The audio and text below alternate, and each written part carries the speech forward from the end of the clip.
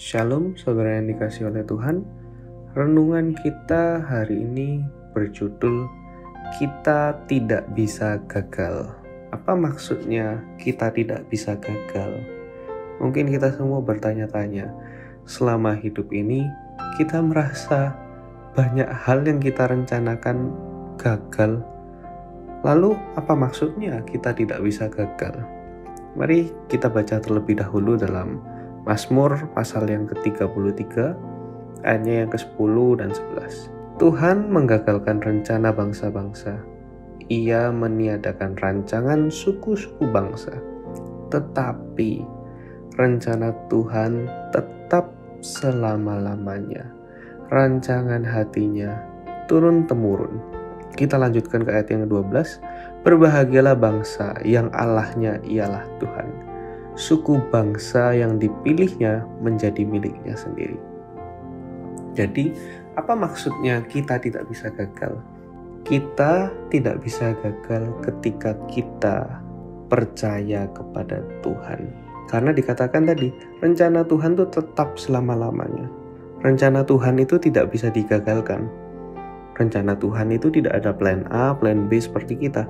Rencana Tuhan itu satu atas hidup kita dan pasti berhasil, tidak akan gagal. Jadi maksudnya gimana? Maksudnya seperti ini, saya berikan ilustrasinya. Saya punya anak saya punya rencana untuk membuat sebuah mainan Lego atau balok-balok yang disusun tersebut. Dan dia berencana membangun Lego tersebut menjadi sebuah karakter yang bernama Batman. Ketika dia sudah memutuskan membuat Lego itu menjadi Batman, ternyata setelah dieksekusi, anak saya gagal membuat Lego tersebut menjadi karakter Batman. Akhirnya Legonya itu roboh dan dia menangis. Dia merasa rancangannya, ekspektasinya tidak sesuai. Rancangannya yang sudah dia gambarkan tidak sesuai, gagal total. Tapi saudara, jika kita ambil sudut pandang lain, dari sudut pandang saya sebagai ayahnya, apakah saya merasa Vincent ini adalah gagal? Tidak.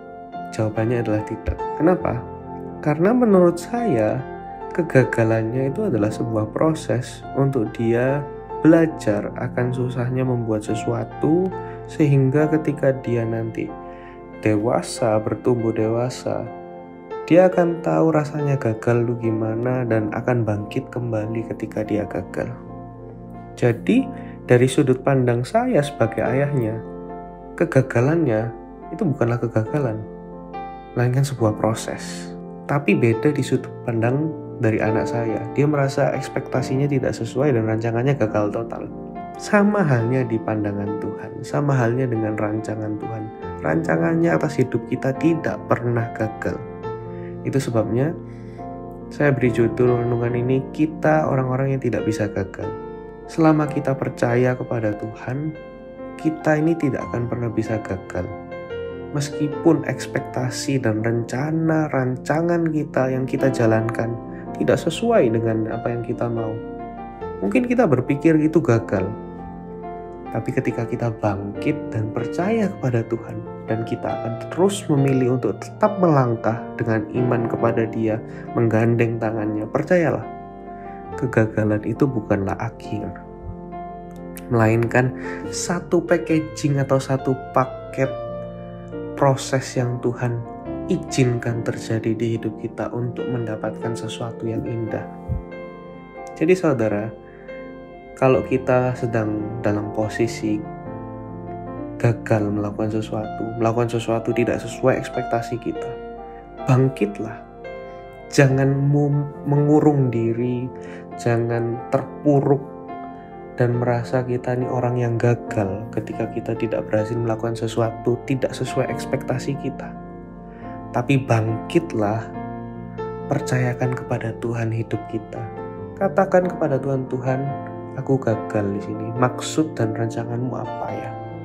Sehingga kita bisa belajar sesuatu dari kejadian tersebut, sehingga Tuhan memberitahukan kepada kita proses apa yang kita sedang lalui dan untuk apa maksud kegagalan kita itu, sehingga kita bisa menatap masa depan dan melihatnya. Oh, ternyata kegagalanku ini bukan sebuah kegagalan, melainkan sebuah batu loncatan. Sebab dikatakan di Amsal, sebab orang benar itu kalau jatuh, 7 kali dia jatuh, 7 kali dia bangkit. Itulah kita. Jika kita ngerasa kita melakukan sesuatu dan gagal, bangkitlah. Karena kita orang-orang benar yang percaya kepada Tuhan.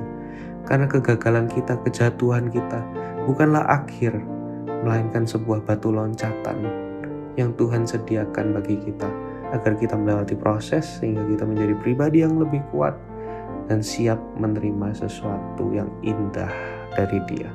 Jadi kita tidak akan pernah bisa gagal. Kita bukanlah orang-orang yang bisa gagal. Kita orang-orang yang tidak bisa gagal selama kita menjadikan Dia, Yesus Kristus, sebagai Tuhan di hidup kita. Karena semua yang kita anggap gagal bisa Dia pakai untuk rancangan yang indah di dalam hidup kita. Tuhan Yesus memberkati.